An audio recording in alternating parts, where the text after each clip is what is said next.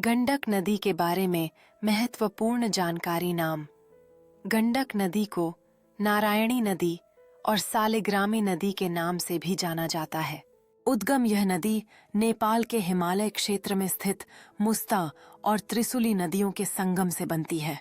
लंबाई। गंडक नदी की लंबाई लगभग 425 किलोमीटर है, जिसमें से 300 किलोमीटर नेपाल में और शेष भारत में है।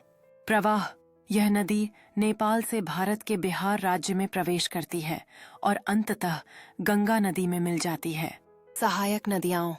इसकी प्रमुख सहायक नदियों में त्रिशुली, बूढ़ी गंडक और राप्ती नदी शामिल हैं। महत्व। गंडक नदी बिहार के कई जिलों के लिए जल संसाधन का एक महत्वपूर्ण स्रोत है और क्षेत्र की कृषि और अर्थव्यवस्था में महत्वपूर्ण भूमिका निभाती है। धार्मिक महत्व। गंडक नदी हिंदू धर्म में पवित्र मानी जाती है और इसके किनारे कई धार्मिक स्थल और तीर्थ हैं। बांध और परियोजनाएं।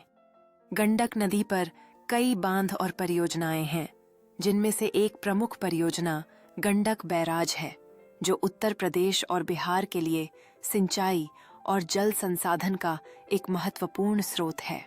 गंडक नदी का जल ग्रहण क्षेत्र और इसके आसपास के क्षेत्र में रहने वाले लोगों के जीवन में इसका महत्वपूर्ण योगदान है।